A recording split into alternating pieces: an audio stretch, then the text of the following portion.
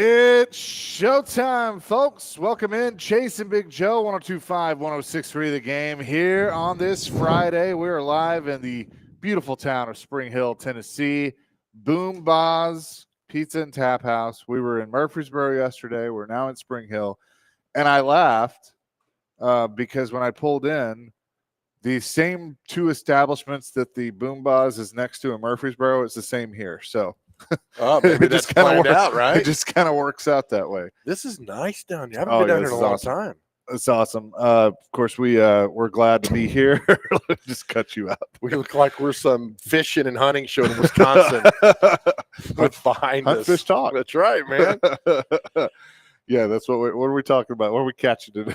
Oh man, some walleye out there and fishing and everything that's going on there. And you got that new muzzle loader. Proud of you. That's right. You ever been hunting? No. Me neither. Fishing, yes. Plenty of times. Yeah, like my son-in-law is like an avid hunter, and I'm like, I don't know what you're talking about. Yeah. I have no clue. No clue. Well, here's the thing. Your son-in-law's in Mississippi, right? He is. So I have a lot of family down in Mississippi, and they know me well enough to know that it's probably not a good idea to take me hunting. And they let me know that. Like, you probably shoot yourself. Right. I just don't know. And God bless you, because some of my dear friends do this, how you can sit in a deer stand for 10 hours all day and maybe 2 deers come by. I mean, we need people on earth like that who love to do things like that. I can't. Yeah. I can't sit there for 10 hours. Just God bless you. One with nature. Again, we're excited to be here today and talk some tournament. It was an exciting first day of the tournament. How about Nashville's very own Will Wade, McNeese State?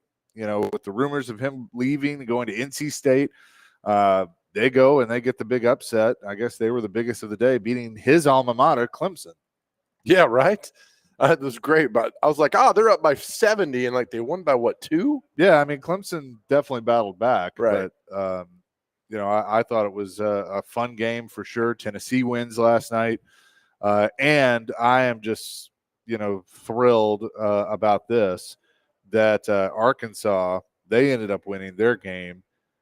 St. John's won their game. So you know what that means in the second round. Arkansas plays St. John's. That is correct. Patino versus Calipari. That's been great. It's what we wanted. When we saw the brackets in Bill last Sunday, it's like, let's make this happen. Now I don't know who to root for, because I wanted Patino to go to the Final Four. I'm rooting for Patino. But Calipari to do this when people laughed at him. He had no players on the team. What, last summer he had like one guy, wasn't it? Something bad like that. And now to see what he's doing. And I love his speech after the game, man. He's like, we had to battle within ourselves. We had to find out who we were and on. I was like, man, this is really cool and good for him. Through all that. Back to Will Wade for a second. Yeah. I love the transparency with him now, because I think he's learned, like I'm just going to tell how it is. Yeah. And look, these guys at McNeese State, and no offense to McNeese State and the fine folks of Lake Charles, Louisiana, but these guys want to play Power 5. He says that they're going to move on to Power 5. So who cares he's taking a job at NC State? These all players are going to move on anyway. That's the name of the game now. But as of right now, he's the head coach at McNeese State. As of right now, that team is kicking some serious butt. As of right now, that team could go to the Sweet 16 and on. So enjoy the ride. He's going to move on. They all move on. It's the nature of the game now. They do, but I'm with you. I love the transparency that he has with that, and they have the transparency with him, because that's the other thing. Like, he can look at his players and go, "Hey guys, I'm going to NC State," and some of those guys can go, "Hey, we're coming with you." Yeah, right. That's how it is nowadays. But we will talk a lot of tournament coming up in just a few minutes. This will be pretty cool. Tell us who we got coming up in at 9:15. Yeah, so David Pruitt Jr., his son is Will Pruitt on the Lipscomb basketball team. He's going to join us at 9:15. He was going to join us at 10:30, but Lipscomb's leaving the hotel between 10:15 and 10:30 to go over to the arena there in Cleveland. He tells me it is a madhouse. A lot of Lipscomb people are there. Vanderbilt? Plays at 2:15, right? Yeah. What time Lipscomb play? Aren't they all in Cleveland, right? That's what I thought. I thought that Vanderbilt was in. Yeah. Let's see. Lipscomb plays at 12:30. 12:30. Okay. They're in Milwaukee. Milwaukee. Lipscomb. Yeah. Milwaukee. I'm so dumb. Anyway, okay. Milwaukee. And he says a lot of Lipscomb people up there, and just the excitement of having your son playing in the NCAA basketball tournament. And a lot of people think Lipscomb might be able to knock off Iowa State because they're without their best player that's going on. But I have him in my bracket. Look at you. Yeah. That's not a homer pick. No, I'm like, I'm going.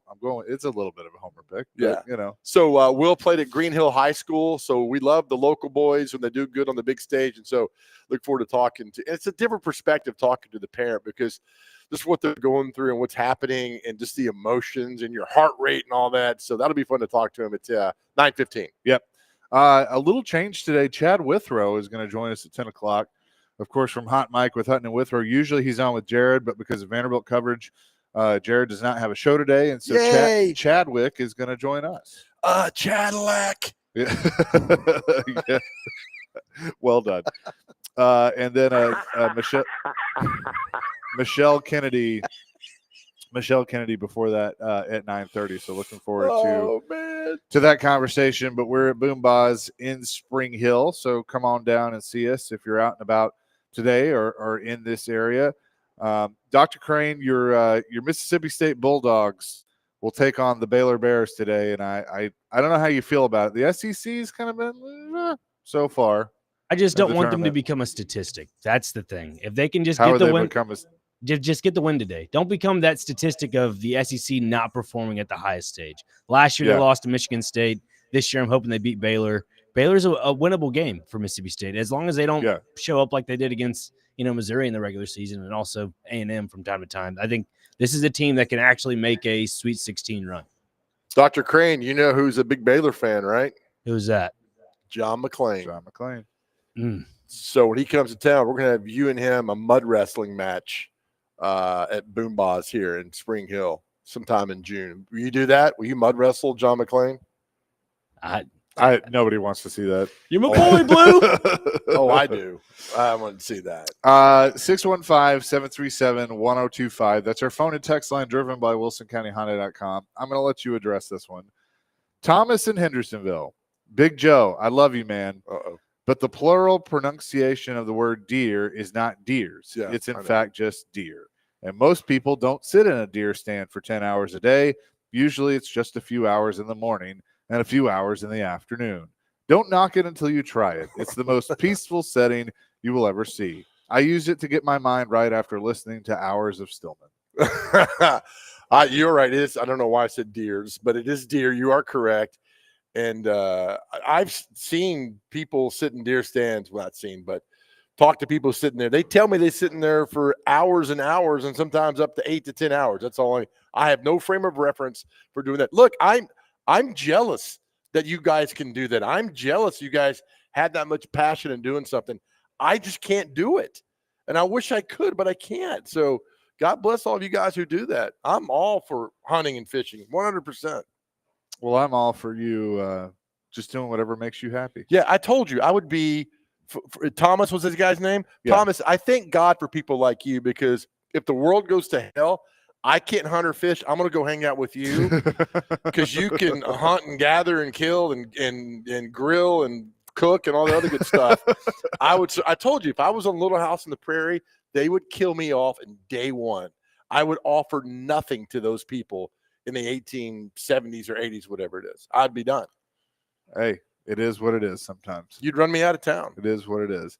Okay, so as we were saying, the SEC, so Auburn, they got it done yesterday against Alabama State, 83-63. The ACC struggled with Clemson and Louisville, falling. Georgia got shellacked by Gonzaga. So that was a nice showing by the Bulldogs. Tennessee won their game against Wofford. Arkansas beat Kansas. Texas A&M beat Yale. Missouri lost to Drake. And I think that was it. What? Mizzou lost? Yeah. Yeah, they lost to Drake. The mighty SEC. Well, that's what I'm saying. And then today in the SEC, you have Mississippi State Baylor's the first game of the day. Then Alabama, Robert Morris. Alabama's a 22-point favorite, so I think they're going to take care of business, but you never know. This isn't SEC, but it's, Tennessee ties. 1 o'clock, Memphis takes on Colorado State. Don't do this to me. What time's that Memphis game? 1 o'clock. Now, see if you can figure this out. Duke plays Mount St. Mary's at 150. Vanderbilt plays St. Mary's at 215. God, what? That's so confusing. St. Mary is in California. Mount St. Mary is somewhere like in Virginia or West Virginia or somewhere on this side of the country. I guess. I don't know. Okay. I don't know where either one of them are. All right. So we'll have pregame coverage here at 1:45, and you'll hear the tip around 2:15 between Vandy and St. Mary's. North Carolina and Ole Miss at 3:05. North Carolina is an 11 seed, had to win the first 4 game, and they are a 1.5-point favorite in that matchup. The JoJo is in the top 20 in my main bracket on ESPN. I'm the top 20% on ESPN, and I am 5,843,656 points. That's right. Tell you right now, we don't care. Let me tell you, we don't care.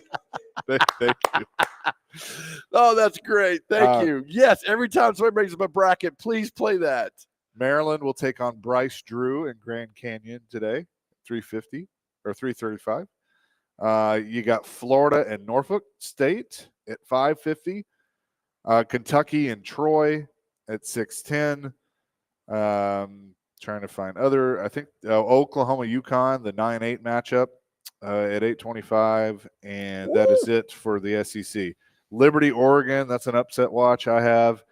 Bryant Michigan State also. Those are the night games. So another full day. Yeah, look forward to it. Friday was good. No buzzer beaters really yesterday, right? I mean, there was some good close games, but nothing good. So we have it again today to get it done. But I think it's going to be another fun day to watch basketball. It will be for sure. Again, we are live today. Boom Baz in Spring Hill, 2044 Crossings Boulevard in Spring Hill, Tennessee. They'll be open here just a little bit. You can come by and see us. We're here all day long. They got great specials that you can take advantage of. It is Frozen Friday with $5 frozen drinks all day. Boom Baz has a late night special for pie and pint from 9 to close. Eat, drink, watch at Boom Baz Pizza and Watch Bar. Every visit is an experience. Delight in award-winning gourmet pizzas. Enjoy our selection of handcrafted beverages and get swept up in the thrill of live sports.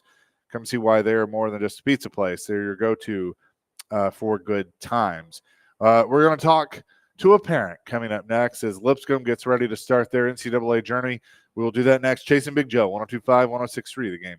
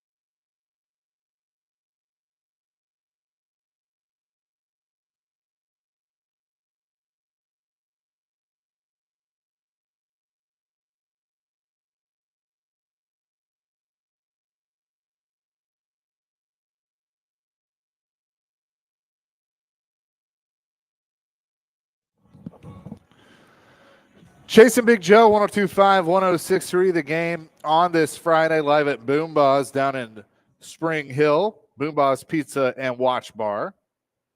Excited to be here today. Excited for the NCAA tournament. Let's bring in David Pruitt. His son Will plays for Lipscomb as they will get things going today in the NCAA tournament. They are in Milwaukee and take on Iowa State starting at 12:30. You can watch that game on TNT. David, how you doing? Wonderful. How you guys doing? Great day for basketball. It sure is. I mean, I know you got to be a proud dad of watching your son and the entire Lipscomb squad. Iowa State, I mean, look, this is, I think, a winnable game, going to be a fun game. I mean, the NCAA tournament, anything can happen. So I know you guys got to be excited there in Milwaukee. Most definitely. And I want to say thanks for having me on. I mean, I feel like almost like Nashville royalty now, being on with Chase and Big Joe. I mean, come on. Well, we're certainly glad to have you. You know, I know the moment hasn't happened yet, but I mean, you've seen your son play in big games his whole career, his whole life, whatever level he is at. I mean, I can only imagine what this one is going to feel like, but in some ways, do they all kind of feel the same? Just a dad cheering for his son? Oh man, that's a great question. No, they don't all feel the same. I mean, when there's more riding on it feels a little different. You know, where we're at now, this is all the gravy. I mean, am I saying I don't want them to win this one? No way. But I mean, to be here is such an honor. I mean, this is something these guys have worked on. You know, I can't even. It would take a whole nother episode for me to tell you just, you know, the work that Will's put in over the years to get here, and you know, it's kind of coming full circle for him. You know, that just a brief history in Mount Juliet. They won the sub-state his senior year and cut down the net to go to state. And then, of course, if you guys remember, that was 2020. Then state was canceled by COVID. So, you know, he never got the experience, you know, going and winning that state. So, you know, here he is getting to play in the NCAA tournament, and it's a pretty surreal thing. It's always been a dream for him. We're talking to David Pruitt Jr. His son Will is on the Lipscomb basketball team. David, what's the last since Sunday been like for you, your wife, the fans, and everything once they found out where they were going, who they were playing? Man, it's been crazy. It's been sometimes it's crazy with all the buzz going on, and sometimes it seems a little surreal. You know, for you, everybody that's listening obviously knows sports, and I mean, to make it to the NCAA, I mean, to go dancing, come on, that's huge. And it's just you know, the media requests coming in for the players, you know, to be interviewed, and just the different things, the different interviews and podcasts. And I started to sneak up to his room and surprise you guys and have him on, but knowing him, he's uber focused this morning. Like, he probably doesn't even want to talk to me, let alone do an interview. So. Yeah, thanks for not doing that. So I'm sure Coach Acuff would have loved that, having this guy on. I probably would have wound up on the list, but you know, but you know, it's at this point, I feel a little bit like I can just do what I want to do, right? Yeah, right. Yeah, you got that power. You can do all that goes on. What have you been able to spend time with him? I know there's a lot going on with interviews and practices, but like last night, did you spend time with him? I know there's a bunch of folks from Lipscomb up there. How was that kind of last night leading up till today? Well, first of all, it's crazy here at the hotel. They rolled out, actually, I would say a red carpet, but they rolled out a purple carpet for the guys when they arrived. Nice. The hotel staff lined both sides of the carpet, clapping, and we're playing basketball over the intercom, and they got purple and gold balloons at the check-in counter. Wow, and so cool. They've really and all the Lipscomb parents are staying here, and I mean, there's a buzz. I had to sneak into actually one of the conference rooms to talk to you guys because it's so loud out there where I was. Love it. Oh, that is fantastic. Oh, it's amazing. It's amazing. David Pruitt Jr. is with us. His son Will, and the Lipscomb Bisons will take on Iowa State coming up at 12:30. You know, Joe brought up Coach Acuff. What is? I'm always curious of, you know, the coach-parent relationship. What it's like with him. obviously he's got a job to do in coaching the players, but what is the interaction like with Coach Acuff? Let me start by saying Coach Acuff he's a wonderful man. First class. They don't get any better. And I'll be honest with you. My wife and I, we've been blessed to have 3 college athletes. So, I say all the time that my kids have taken me places that I probably would have never gone on my own. But back to Coach Acuff, my wife and I, we kind of take a different approach. Maybe as son, we try not to get involved too much, especially during the season. Coach Acuff has enough going on, to be dealing with David Pruitt. You know what I mean? So we're not that parent that's texting and calling coach. We're kind of like it's kind of like Will's high school coaches. We're much better friends with them now. Not that we weren't friends with them before, but we're better friends with them now that he doesn't play for them anymore. We try to get out of the way of that. We try to let the coaches deal with the players and let that relationship, develop. That's a beautiful thing. David Pruitt Jr. with us, his son Will, about ready to take on Iowa State here in a little bit. I'm looking it up. David, your son was nominated for the Nolan Richardson Award finalist, given to the Division I player who was the heart and soul of his team and leader on and off the court. I kind of liken it to the Walter Payton Award in the NFL. This is a big deal and a big nomination for your son. I know you've loved what he's done on the court, but as a dad, for him to get nominated for what he does on and off the court, David, has got to be amazing. I'm not gonna lie, that one brings a tear to my eye. So sorry about that. It's actually choking me up as we talk. That one's just what an honor, guys. Just the pure definition of that award. For your son to be nominated for something like that. I don't know if you've looked at the list of names of he's actually a finalist. I don't know if you've looked at that name of finalists, that list. But it's some amazing guys on the list, and I know they've all worked hard and all are very deserving. But from a parent's perspective for that, wow, is all I can say. I really don't have words for that. It's an amazing, so be proud. I would love to have been up there and put a heart monitor on you and your wife today during the game. I can only imagine it might hit around 200 beats per minute. I just can imagine, right? Oh, it's already at 200 just being on with Big Joe and then Chase, man. It's something. Well, they might have to put me on a gurney and just have me strapped down before the game, just ready to be wheeled out. Oh, yes. Well, let's not have that happen because we need Will to be focused. But, David, thanks so much for doing this. This is obviously really, really cool, and I know you guys are going to enjoy it. And, hey, let's get a win. Let's be talking again. I'd love to see Lipscomb advance, and I think they certainly have the horses to do it. Oh, man, so this sounds so simple and like such a cliche, but if we're hitting especially our 3-point shot, we're going to give Iowa State all they want. Oh, I agree. Believe that. Believe all day. That 100%. I agree. David, sorry, go ahead.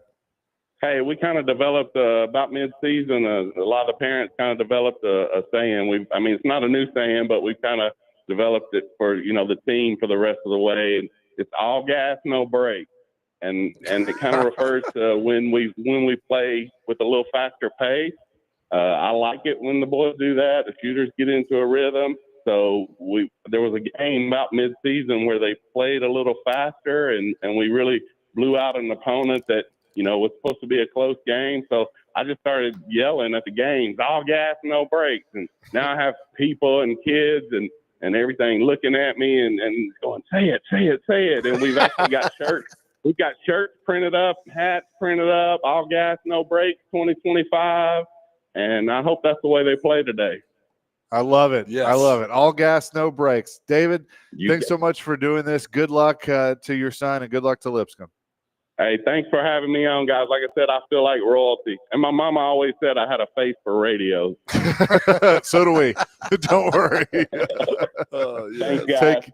Absolutely. Take care. David Pruitt joining us on the program. His son, Will, and the Lipscomb Bisons will take on Iowa State coming up at 12:30 today. And go Bisons. Oh, absolutely. Can you imagine seeing your kid out there on that level? I love all what my kids have done, but for a parent to see on that stage in the game that you love with a chance. And we talk. I mean, I'll look in. There's like a third of the brackets have Lipscomb beating Iowa State today. So I mean, who knows? Yeah, I mean, I have them. I mean, I definitely have them. Coming up next, we'll talk to Michelle Kennedy. She's played some hoops in her day. We'll get her thoughts on things going on with the Predators, some basketball, all of that. We'll do that coming up next. Chasing Big Joe live at Boombaz down in Spring Hill today. And our show, as always, presented by the Omni Nashville Hotel here on 102.5, 106.3 The Game.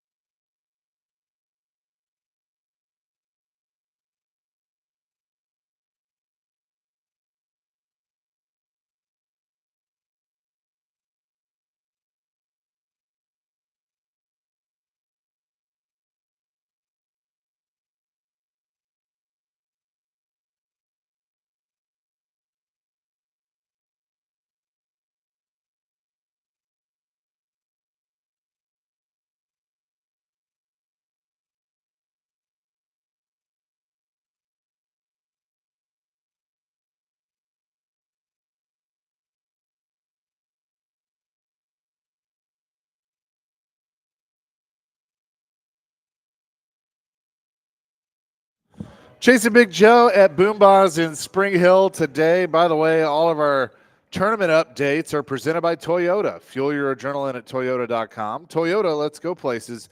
Also brought to you by thenewcumberland.com, Twin Peaks, and Bet365. Chasing Big Joe with you. Let's bring in one of our favorites, Michelle Kennedy, the president of the Nashville Predators. Madam President. Michelle, how are you? I'm doing all right. How are you guys doing today? I love your location. You're set up in a sports bar just as any fan should be on the second day of March Madness. We have, 7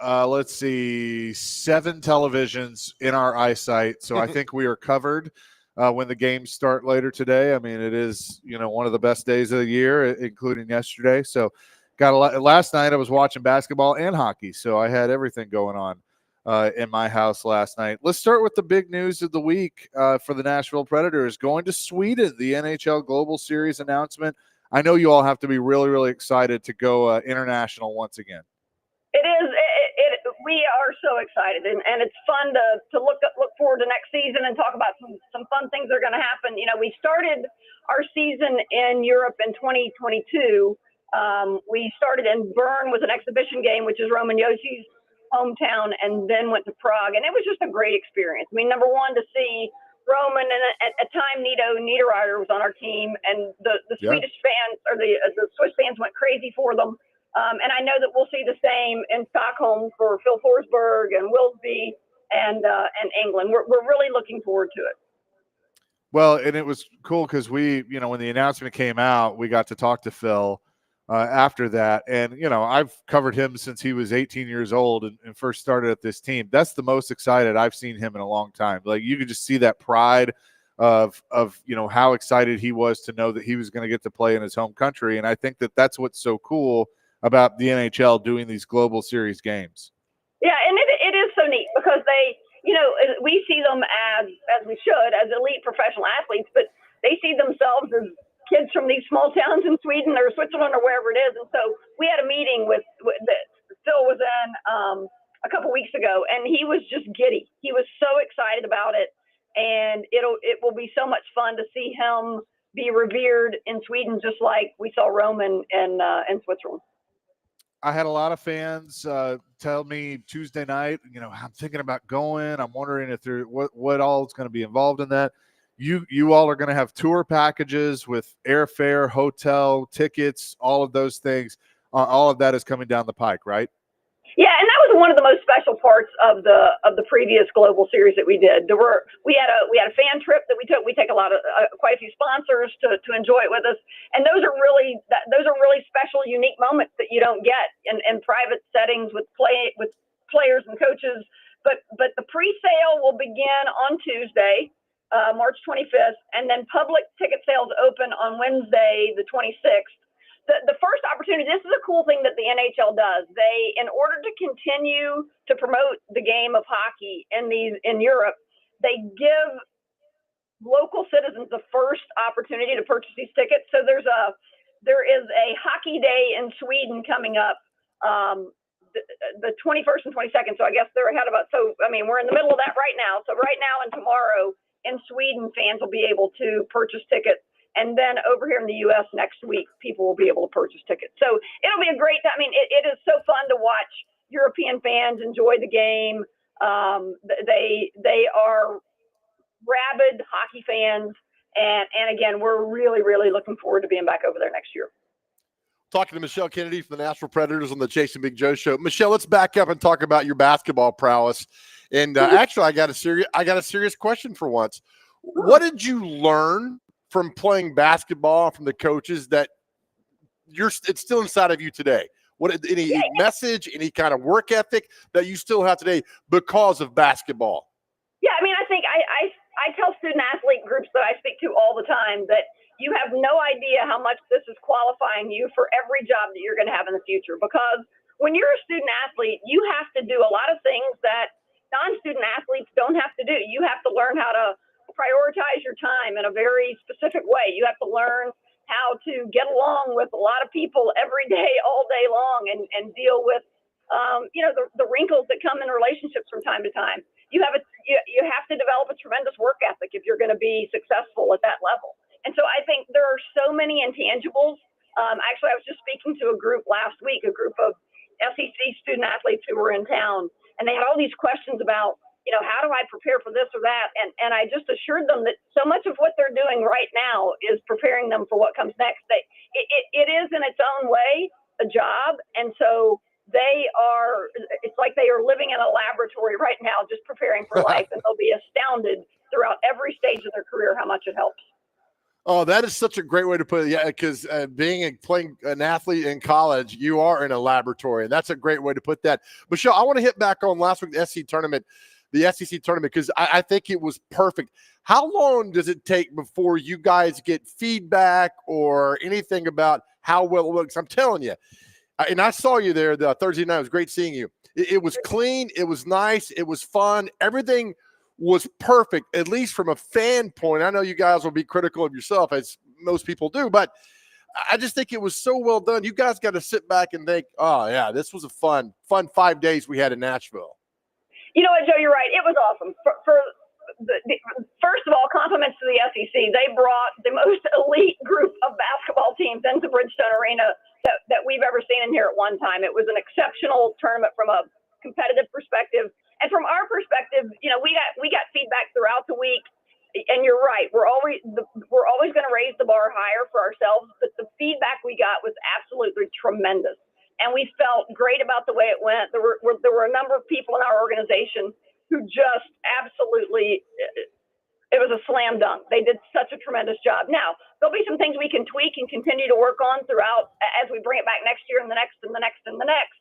But the SEC is a great partner. They've been tremendous to work with. And you are right that it was a great week, and we felt great about it. And you know what? In a season that, let's just be honest, is not what we had hoped it would be from a hockey perspective. Somebody said this week, and it sort of resonated. It felt a little bit like we were enjoying the playoffs for 5 days. It was a bit of a fun reprieve for us, and it leads into tremendous excitement with March Madness. 14 men's SEC teams, a bunch of women's SEC teams. Today should be a holiday in the afternoon for Nashville. We've got Lipscomb at 12:30, Vanderbilt men at 2:15, and Vanderbilt women at 4:30. So get everything you need to do out of the way by 12:30. And go out to Boom Buzz, or come down here to BetMGM Sports Lounge and just park yourself in front of a whole bunch of TVs and watch one of the best days in sports every year. Amen. I think you got a lot of options there, but I know, like I said, we're all going to be watching hoops, and I know you're going to be cheering on the Commodores just like I am. So that's going to be a lot of fun. Michelle, thanks so much for doing this. We're excited about the Global Series and the other things that are going to be happening here in the States at Bridgestone Arena. Moving forward, have a great weekend. Thanks, you guys. Anchor down. Anchor down. Michelle Kennedy, the president of the Nashville Predators, joining us here on the program, and always enjoy our conversations with her. And going to be fun going to Sweden with the Predators and coming up in November. So going to be really, really cool. Chad Withrow going to join us at the top of the hour. We'll get his thoughts on the Vols and other things in the NCAA tournament. We'll have more coming up next. We're live today at Boom Buzz down in Spring Hill. Come by and say hello. They'll be open up here in just a little bit. And speaking of Vanderbilt, you can listen to the number 10 seeded Commodores as they take on the number 7 seeded St. Mary's in the NCAA men's basketball tournament today at 2:15, pregame at 1:45 here on 102.5, 106.3 The Game. You can also listen on the Game Nashville app and theGameNashville.com.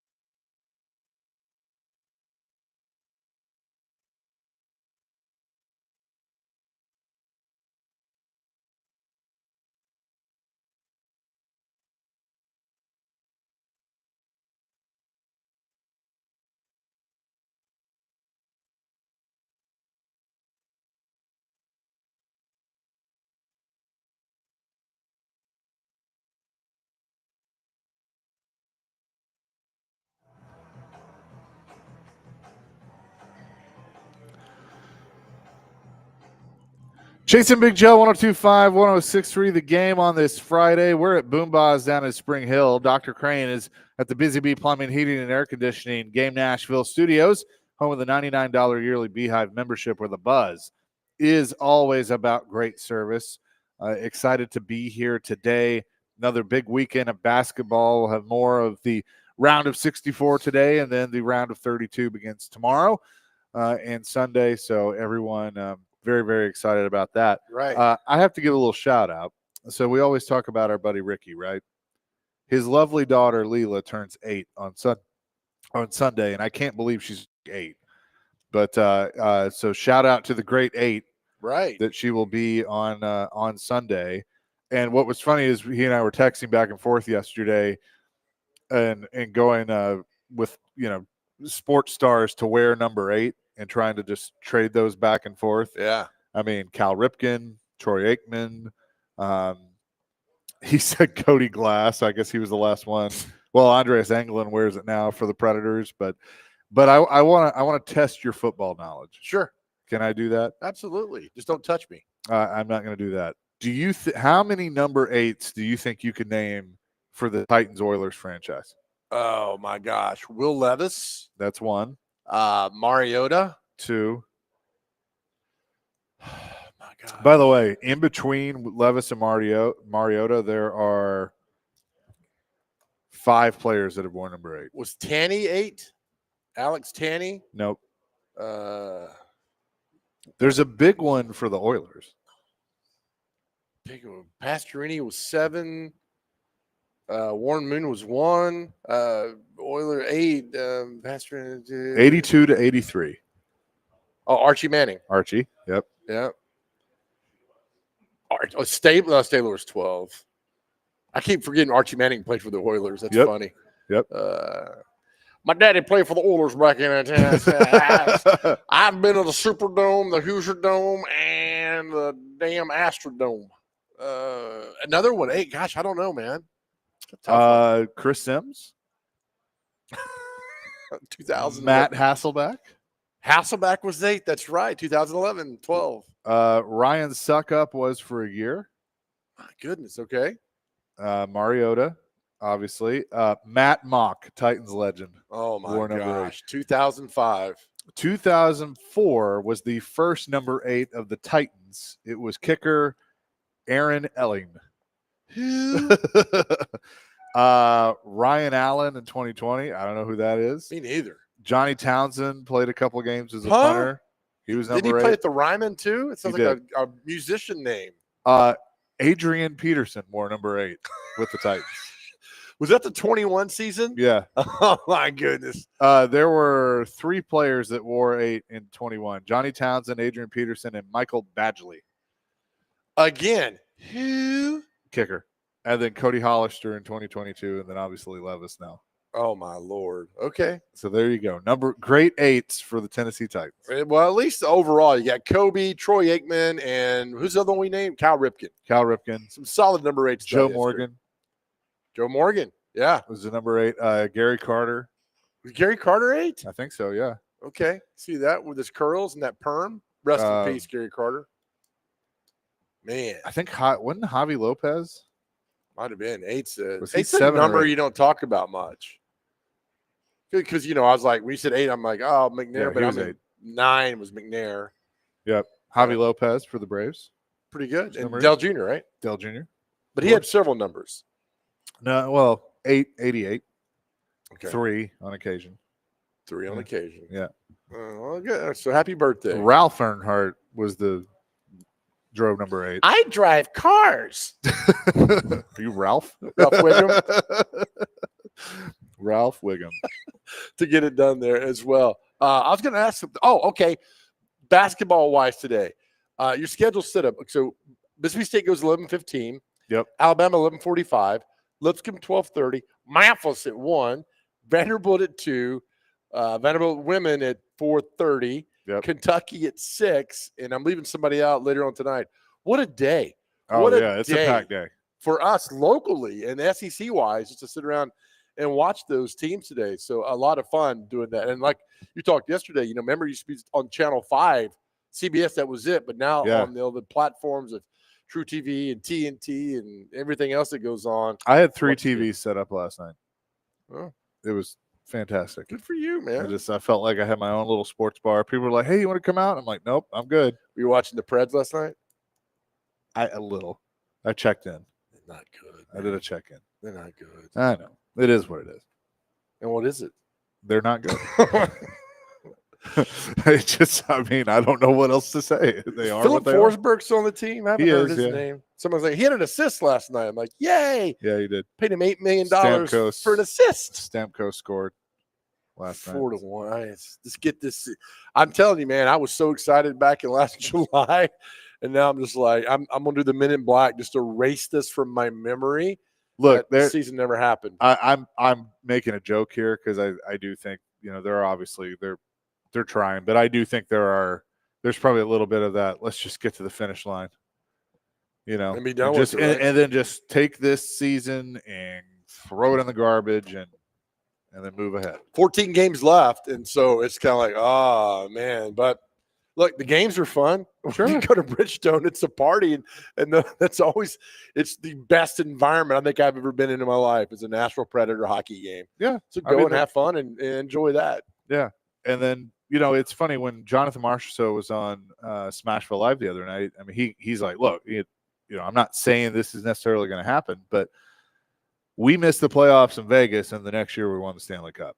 That's how quickly things can turn around, right? In the National Hockey League, your situation can change in an instant. Yep. Keep doing that. Never what can happen. You make a couple of tweaks to the roster here and there. Yeah, and it happens. You never know. And that's why, you talk about, we talked about this in college football last year. It's like, well, in 23, when they play, you can't do that anymore. Yeah. Because so many guys have switched. I mean, Middle had 59 guys in the portal last year. North Texas had 72 guys.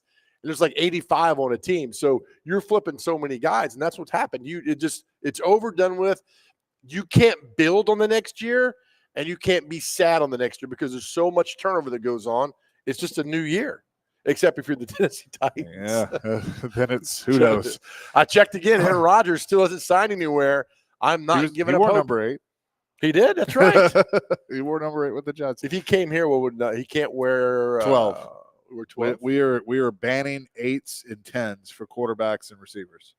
Okay, I like that. He can't wear 9, obviously, because that's McNair. No, that's retired. And I like the higher the number goes. I'm not a fan of all those. One's retired too. Everybody's been asking if they draft Cam Ward. Should he ask Warren if he can wear 1? Nope. I have a suggestion for him. 7. We're number 7. Can't. It's Dan Pastorini. You don't do that. He's It's not retired. It's not retired. Don't you start. Dan Pastorini was a valued member of this franchise. Bud Adams would come back and slap you if you got number 7. No, he wouldn't. He'd come back and flip me off. Only that too as well. Coming up next, Chad Withrow is going to join us. Usually he's on with Jared, but with the Vanderbilt coverage, we're going to have Chad on with us. That'll be next. Chasing Big Joe, 102.5, 106.3 The Game.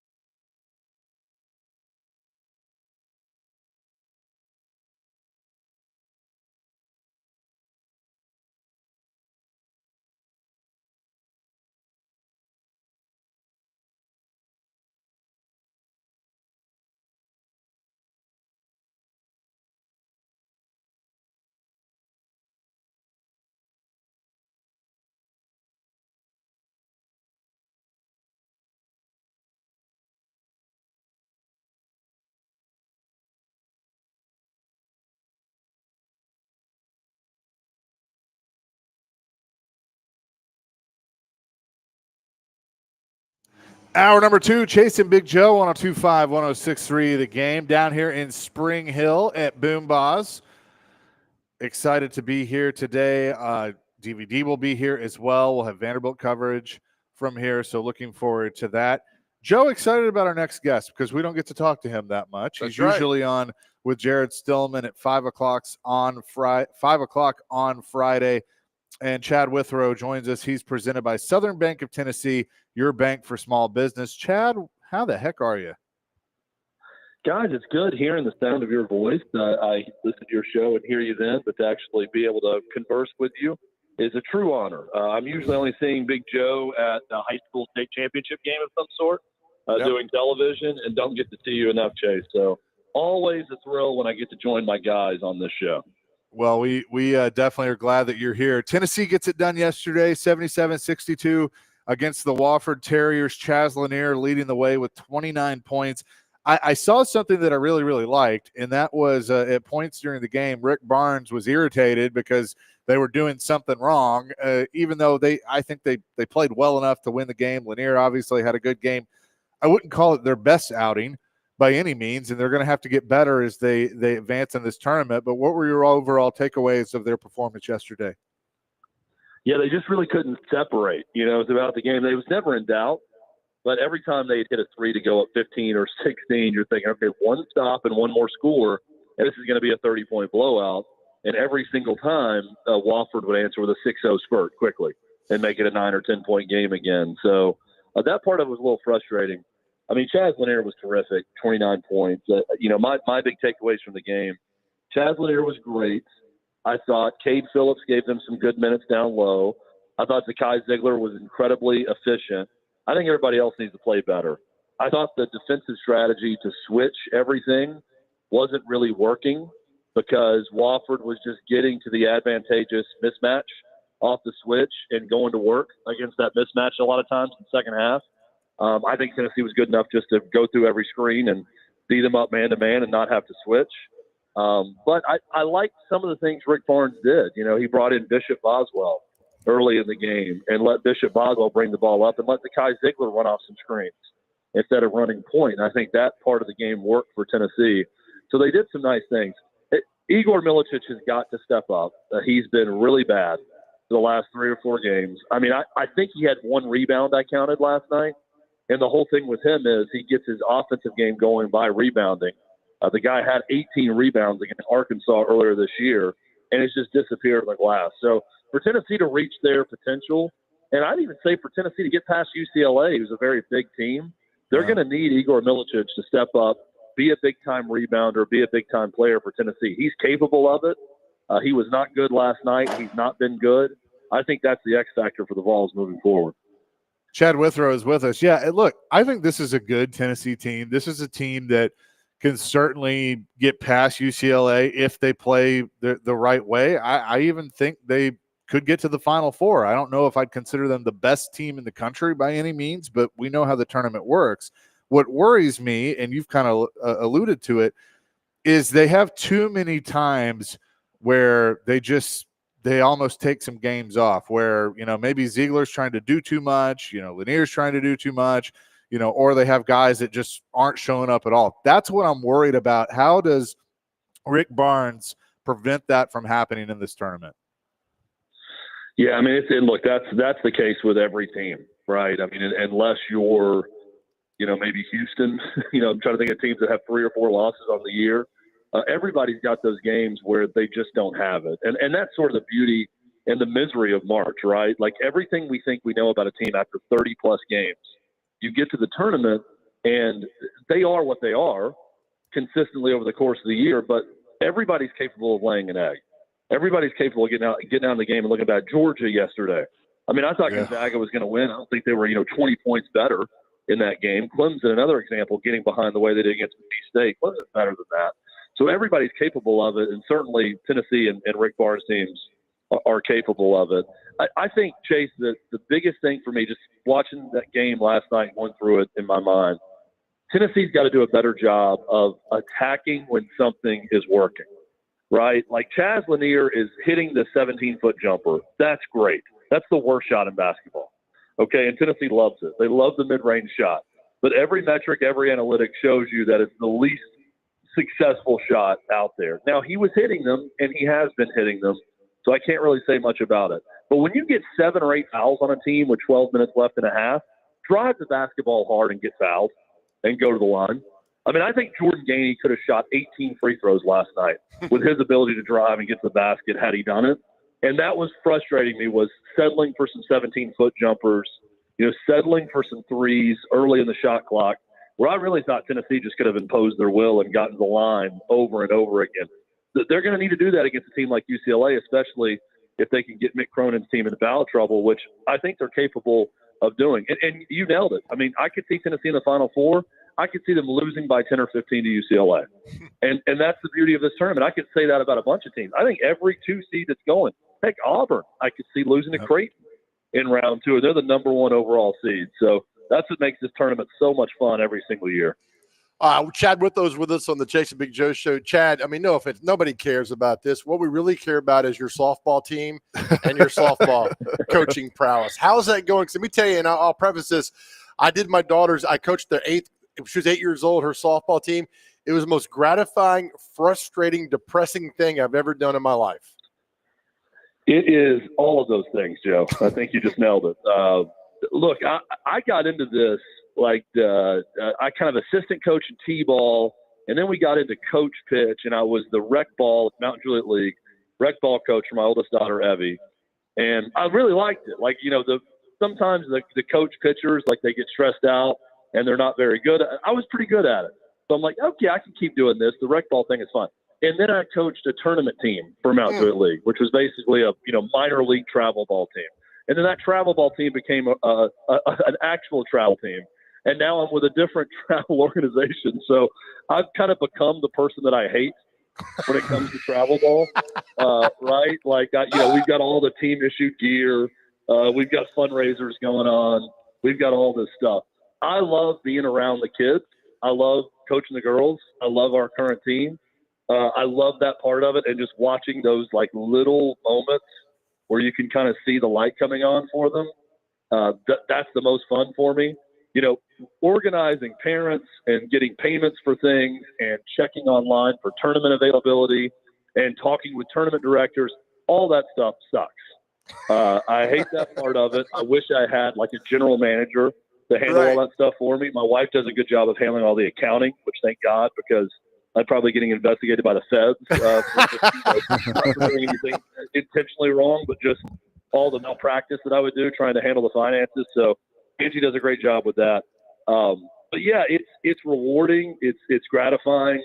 It's also really difficult, Joe, as you know, to especially when you get into tournament ball and travel ball, where parents are paying some money. Everybody comes in with an expectation of my kid's going to play this much, my kid's going to hit like this, my kid's going to pitch like this, my kid's going to do that. We're going to win this many games, and it's hard to manage all of those expectations. We got a pretty good, travel team. I think that we can be a team that goes around 500. And I think if you're going 500 in travel ball, you're doing it right because you're playing the right tournaments. If you're losing every game, you need to find worse tournaments. If you're winning every tournament, you need to find better competition. So trying to find that medium range of going 500 is the key in travel ball. And you're right. It's the little things. There was a girl on the team who did not know how to throw a softball. And I taught her throughout the year how to throw a softball. And I will never forget, I taught her so good that we were trying to turn a double play, which was stupid in softball. And then she threw a softball and hit me square in the back of the head.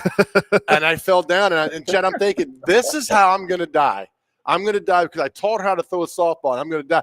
But you look back now, it's like, what an amazing moment. And you'll do the same. Those are moments with your daughter that you won't get back in life, and you understand this, that you cherish every second. Oh, man. It's amazing.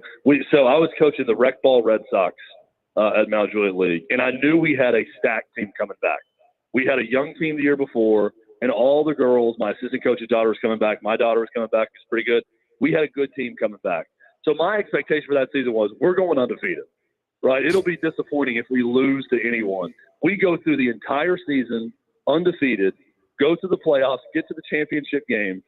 It's best 2 out of 3. No, I'm sorry. It's the game before the championship. We're playing a really good team. We got to win this game in the semi to get to a best 2 out of 3 championship. There was a little girl on our team named Blythe. We'll always remember Blythe for this reason. Just started playing, tiniest girl on our team, a little lefty.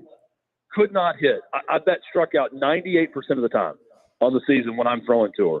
We got one out in a huge spot, and if we can get through her, we get to the top of the lineup, and we're likely going to win. She puts the bat on the ball for maybe the second time all season, and she's very fast and legs out a single and gets on base. And, I mean, the celebration from our parents and our families and her parents in that moment, that all year I was not going to give up on little Blythe. I was not going to leave her behind. We were going to find a way for her to put the bat on the ball. And in that moment, she came through and got us to the championship game. It was awesome.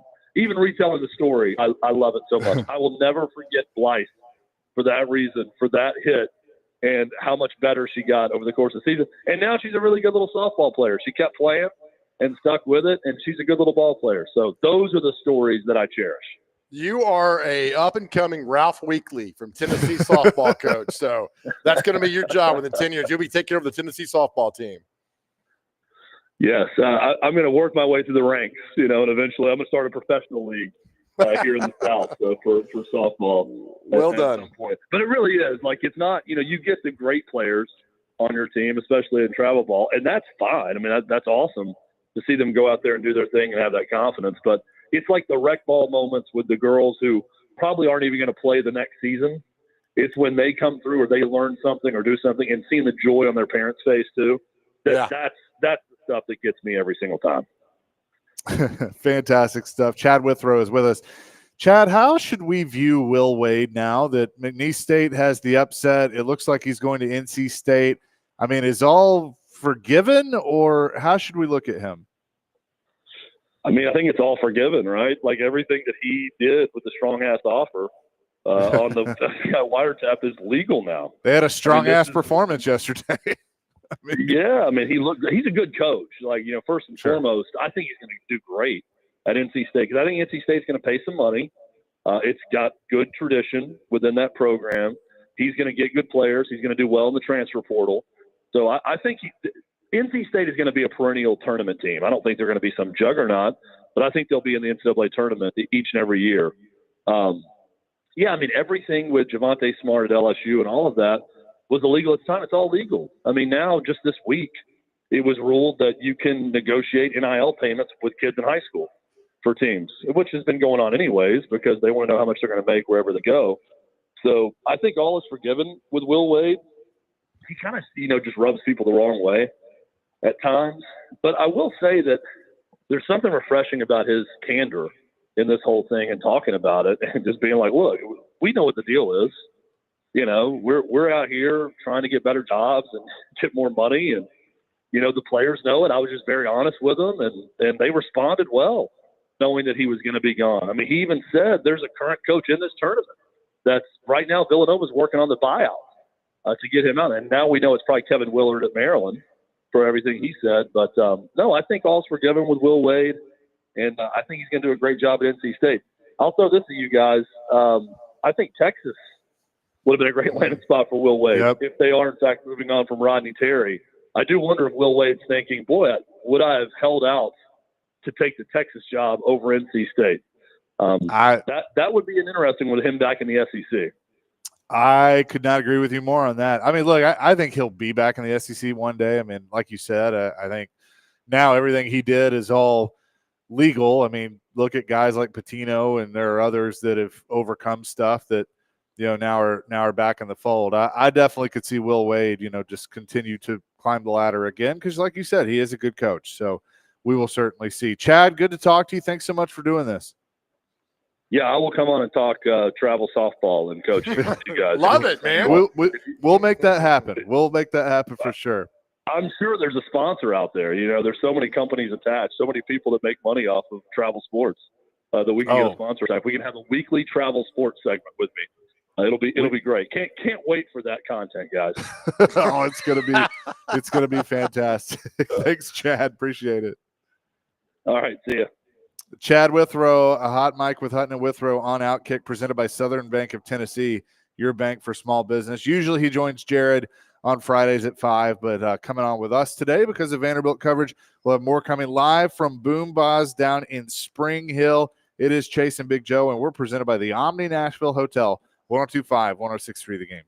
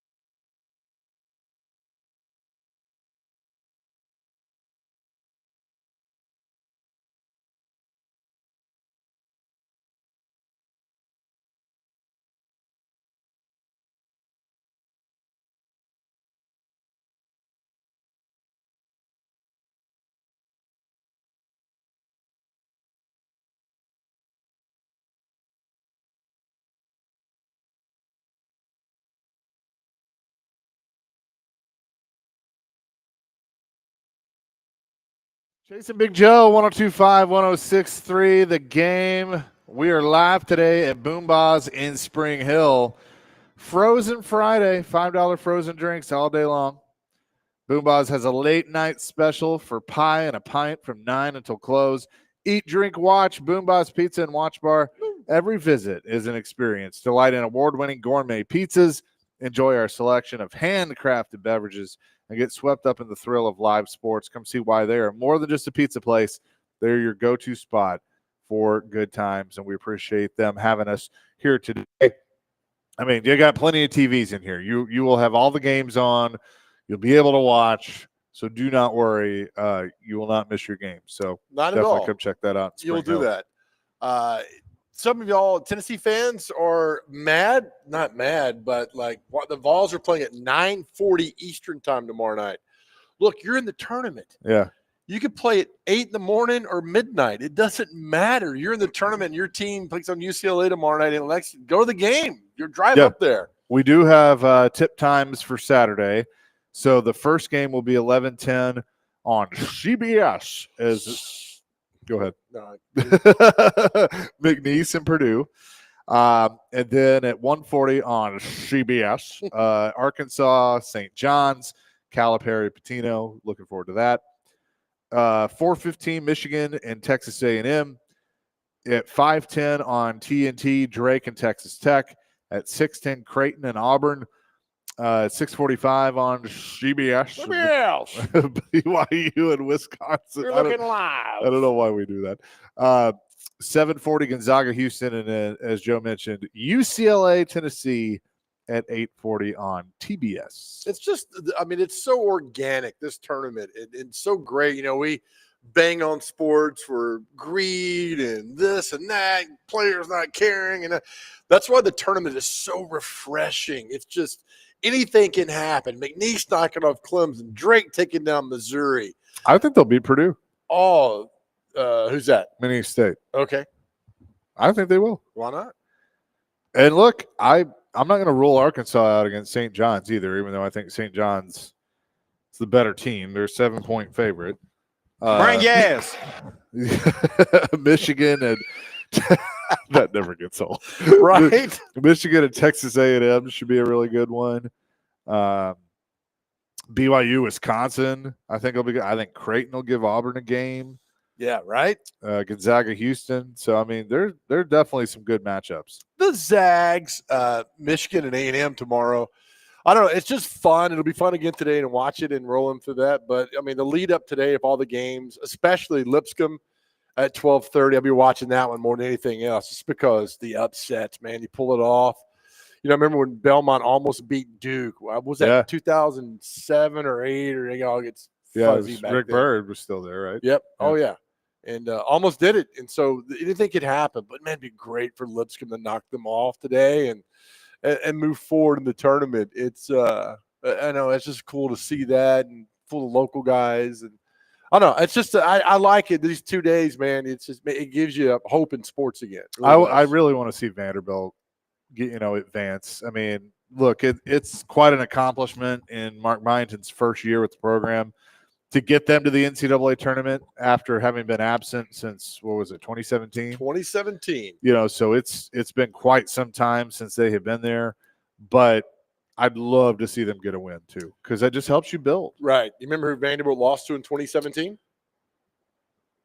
There was a famous actress. Her son was on that team, and they showed her a million times. Yeah. It wasn't Georgetown. No, sir. That was Stallings, right? That was like 2012 or what's that? Didn't they lose to Georgetown in the tournament with like Shane Foster in that group? That was 2008. 2008. No, okay. 2007. Sorry. Yeah, that was the Jeff Green 9 steps in the lane. Yeah. I don't remember. Julia Louis-Dreyfus. Oh, yeah. They played Northwestern. Elaine Menace. And that was Bryce Drew's first year. We're like, oh, better things to come. You know, and 19 could have been better if Garland had not got hurt and only played a couple of games at Vandy and gone to the pro. But it's funny because for so long, I mean, Vanderbilt was making that tournament, and then 9 years they don't get there. I'm sorry, 8 years, 9 seasons to get there. Now they're back in. But it'd be fun to watch them. If they win, do they play Alabama? Yeah. They would play Alabama. Glued to the game. Thank you, Clay. Dr. Crane, you could do Clay drops all day long. We would love it. Yeah. So if they beat if Vandy beats St. Mary's and Alabama beats Bobby Morris, then they'll play on Sunday. It'll be good. All of our NCAA tournament coverage is presented by Toyota. Fuel your adrenaline at Toyota.com. Toyota, let's go places. Also brought to you by thenewcumberland.com, Twin Peaks, and Bet365. I appreciate them for being on board. Not only do you have Vanderbilt basketball today in the NCAA tournament, but Vandy baseball will be on after that as they continue SEC play and take on Texas A&M. Pregame coverage at 5:45, the first pitch at 6. Also available on the Game Nashville app and the GameNashville.com. So looking forward to that. We'll have more coming from Boombods in Spring Hill, 102.5, 106.3 The Game.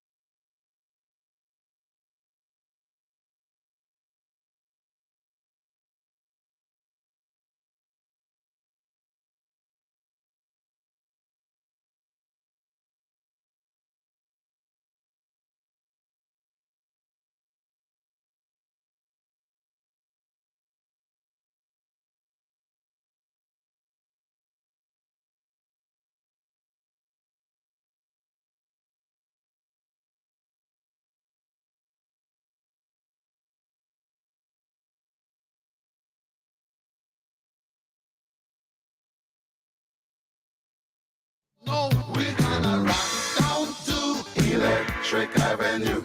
And then we'll take it higher. Chase and Big Joe, 102.5, 106.3 The Game, presented by the Omni Nashville Hotel on this Friday. We are live at Boombah's down in Spring Hill. So appreciate them for having us today. A DVD will be here in just a few minutes as well.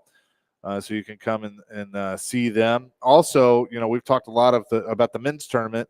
The Vanderbilt women's team, they're the number 7 seed. They'll face number 10 Oregon today at 4:30, pregame at 4:15 on 94.9 The Fan. Our man Jake Lyman, who does a fantastic job, will be on the call. So looking forward to the Commodores women's team.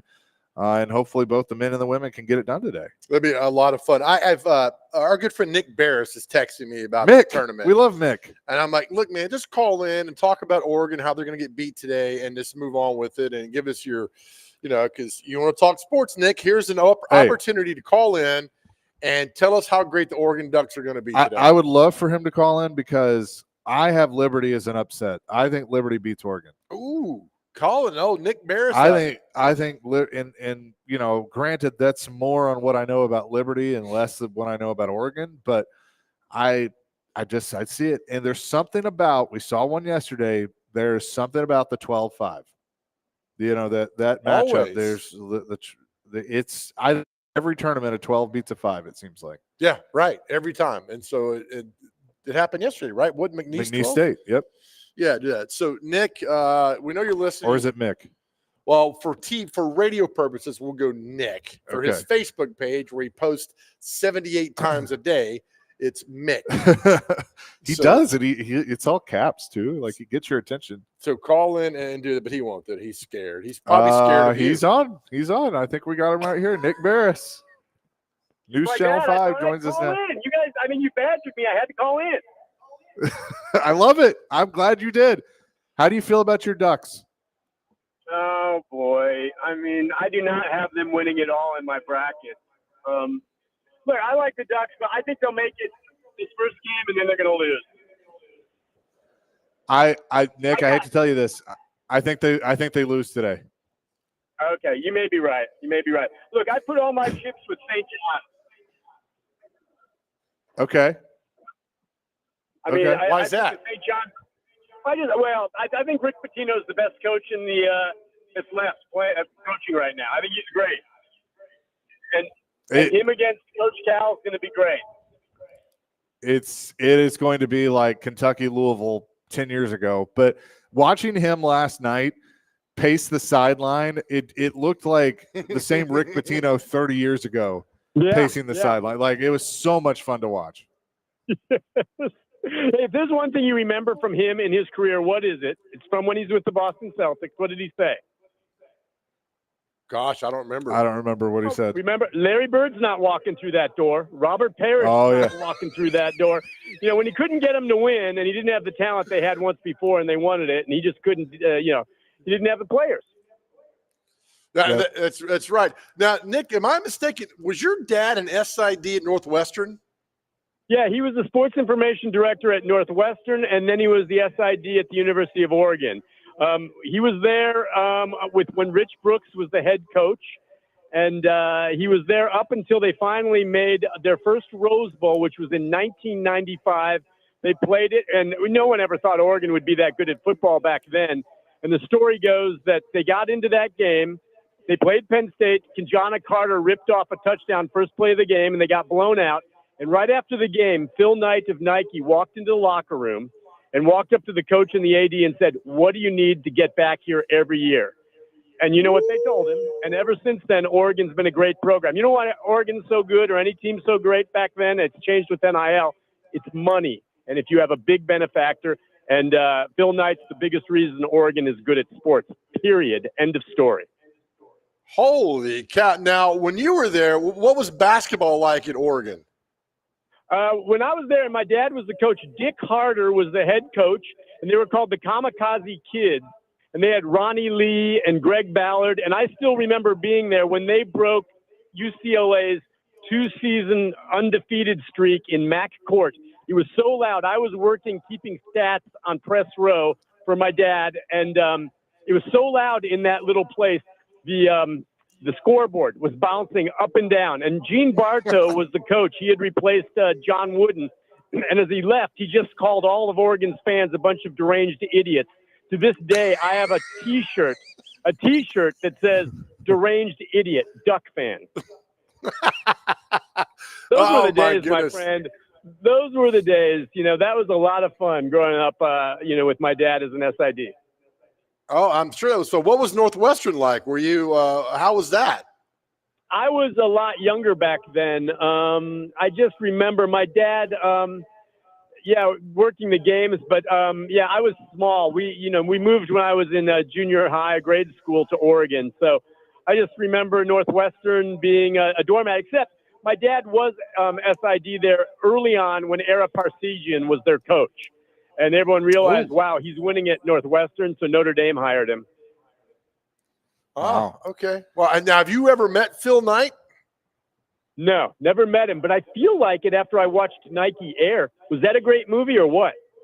That was actually a very good movie. Yes, it was. 100%. Yeah. Appreciate the call, Nick. Thanks for weighing in. You guys have a good one. Always listen. Keep it up. Joe, be nice to Chase. Okay, be nice to him. I try. Time for some self-love for yourself, my friend, okay? And I'm judging chocolate gravy tomorrow in Salina. You should be there. Why don't you? Well, call me and I'll go up there with you tomorrow. Okay, I'll make a couple calls. All right, dude. All right, there you go. You guys. Thanks, buddy. Nick Barris, News Channel 5. Nick, I'll put you in the car seat and strap you in the back and give you a Capri Sun, and we'll ride up to Salina together. This guy, he gets invited to more things than anybody else that I know of. Well, you do too. Yeah, but I guess I should shut up. Does Rich Brooks get the now, granted, he left Oregon in '94 to go to the Rams. I was young, but does he get the proper credit of what he did for that program? That's a great question. I mean, I remember him at Kentucky, and I think people would tell you he revived Kentucky's football team. He did. Man, that's a good question because it was tough. I mean, Oregon was a non-factor for the most part. I mean, they had great players like Dan Fouts went to Russ. Yeah. One of my favorite players of all time, Russ Francis, went to Oregon. It was a tight end in the league. So, yeah, I guess it's a tough thing, but that's interesting. I had no idea that was the story. Yeah, that's really cool. I mean, the quarterback of that Penn State team was Kerry Collins. Yeah. And then so for Phil Knight to walk in and said, what does it take to get back there? That's a really cool insight to how Oregon has been so, I mean, look. A blank check. And look, and I get, and it's funny because we'll the uniforms they wear all the time, like, look stupid. But they trying to appeal to you and me. Yeah. They're trying to appeal to these young kids, everything in the uniform. So if they can do it and have fun with it, you're having fun and winning games, good for them. Edward wants to weigh in on the NCAA tournament. Edward, welcome in. Hey, guys. Love your show. Thanks for taking my call. Yesterday on Derek and Willie and Adam's show, they had one of your radio hosts on, and he talked about the sleaze factor in coaching. And he mentioned Patino, but he also mentioned Coach Golden at Florida. And I was that kind of threw me off. I was like, well, what sleaze factor was involved there? And I hope y'all could maybe elaborate on that. But the other thing I wanted to mention about Florida, at the Tennessee-Florida game in the championship, they kept talking about Tennessee has no inside game for this Florida Gators.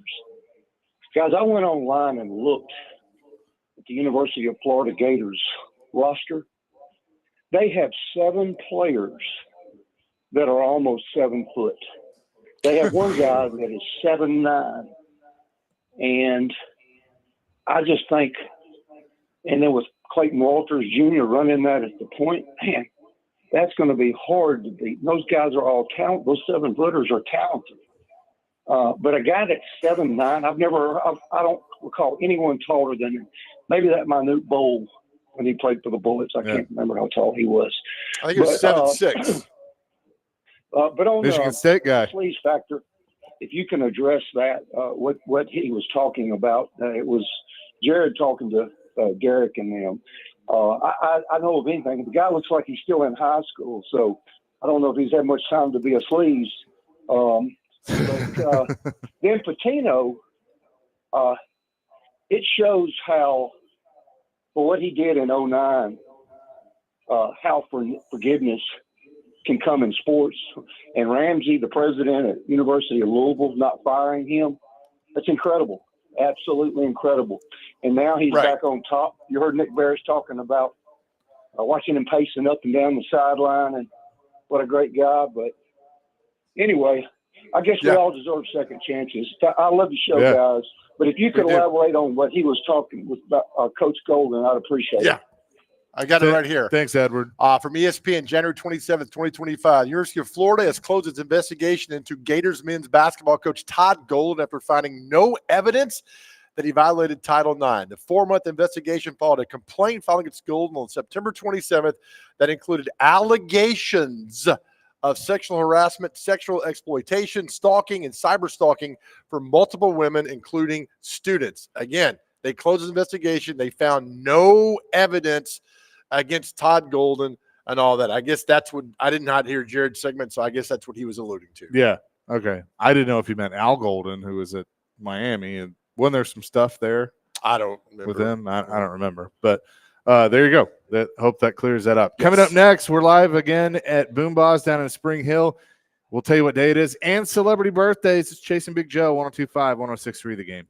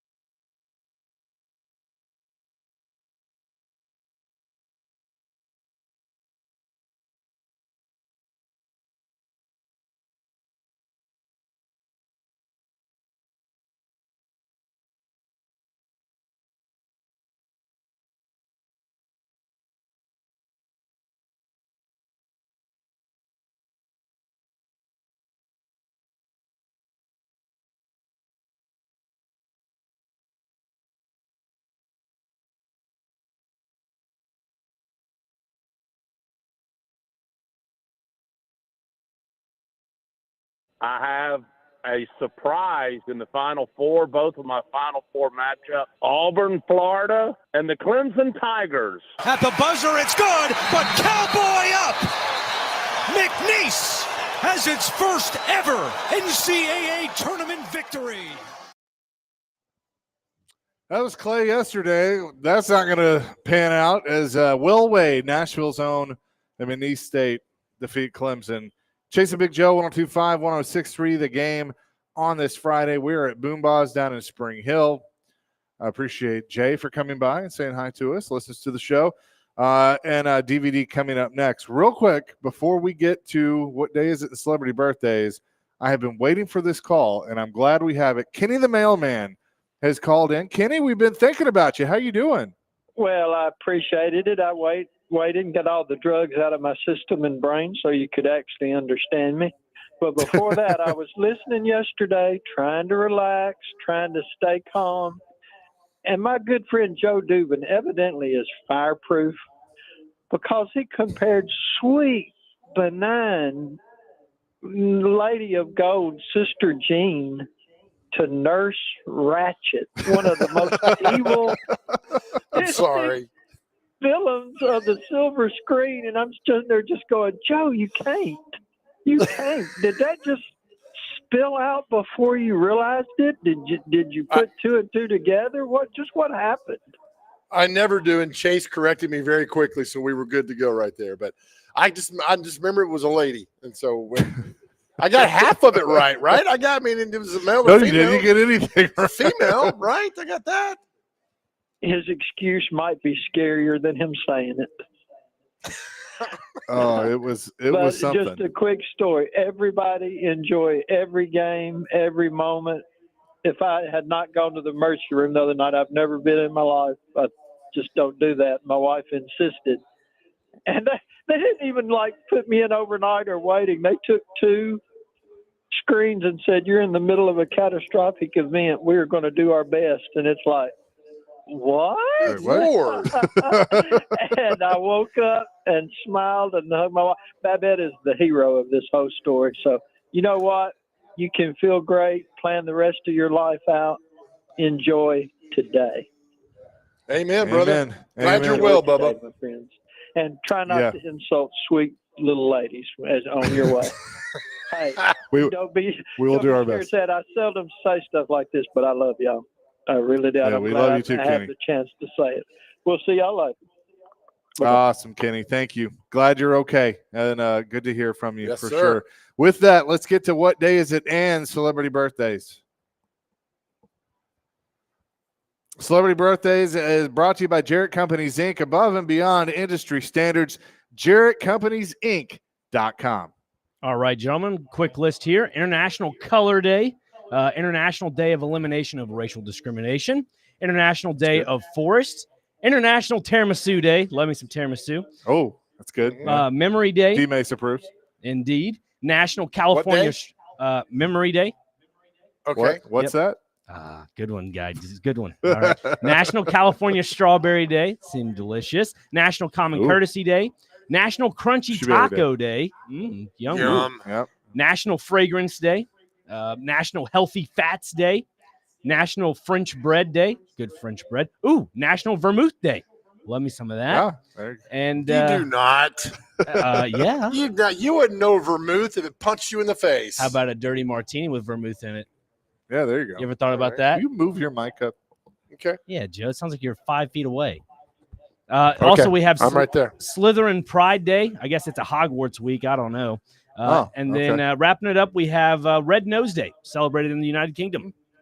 Okay. We don't do. Look, we beat them 250 years ago. We don't need to bring up any United Kingdom things. All right. All right. World Tattoo Day. There you go. All right. Thank you. All right, time for celebrity birthdays. Got to get these within two. Our first birthday, he played James Bond, Timothy Dalton. How old is Timothy Dalton? An underrated James Bond in Timothy Dalton. I'm going to say he is 77. 80. 79. Dr. Crane gets that one up 1-0 there. Good job, Dr. Crane. Next up is, might be the best actor of all time, Gary Oldman. If you did not see Air Force One with him, he was so good. He was in JFK. He was amazing. Gary Oldman. 75. 77. 67. Oh, wow. Okay. Really Sorry, Gary. good.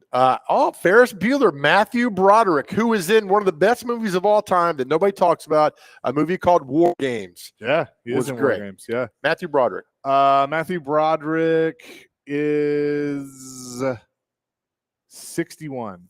58. 63. We're tied at 1 on the big show. Well done. Here. Chase's favorite comedian, Rosie O'Donnell. How old is Rosie O'Donnell today? Remember we even saw her at the Ryman that time? Yep. You cried too. So good. 73. Only Rosie O'Donnell, 77. Good Lord, y'all. She's 63. Oh, sorry. Oh, Looks good for her terrible, age. y'all. So, yeah, that's right. 63. Scott Eastwood, Clint Eastwood's son, who looks exactly like him. 47. 40. 39. Oh. Dr. Crane's up 2-1. Imagine Clint Eastwood as your dad. All right, let's get here. Feel lucky, punk. Is that what he probably says when he doesn't do his homework? Yeah. Funny, we brought up Julia Louis-Dreyfus earlier.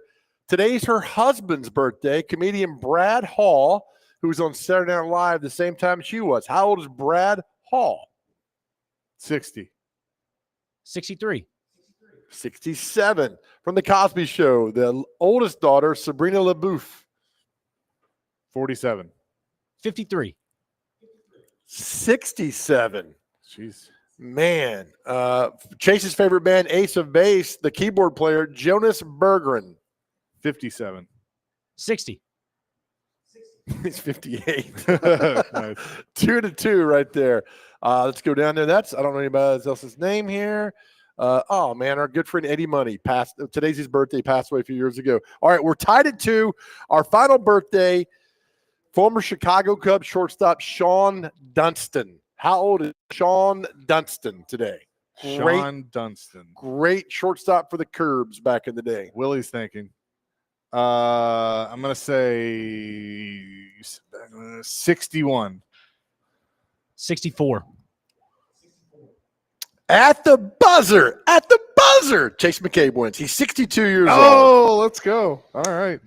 Speaking of birthdays, a guy that nobody has really ever heard of, but shout out to my friend Phil Grand. He used to work here, the mayor of Brewhouse West. It is his 33rd birthday today. So happy birthday, Phil. Phil, you're the same age Jesus was at 33. All right. Right? Am I already there? Happy birthday, Phil. Happy birthday, Happy Phil. birthday, Jesus. Great show. Thank you, Boom Boss, for having us. Listen, it's the weekend here, and you guys have made it. And I tell you all the time, our world is a better place because you are here with us. And telling you right now that if you need to talk to somebody, please, you can call or text on your phone 988. Somebody's always there to talk to you. I have called before to talk to somebody. They are there to help you get through whatever you're going through. And again, know that we love you, and your journey is your journey. It's a beautiful journey. Keep going, man. We need you here. If something happened to you, be tremendously missed. Just know that we love you more than anything. And again, more than anything else, God loves you as well. Amen to that. Peace, love, rock and roll. Have a great weekend. DVD next from Boom Boss and Spring Hill.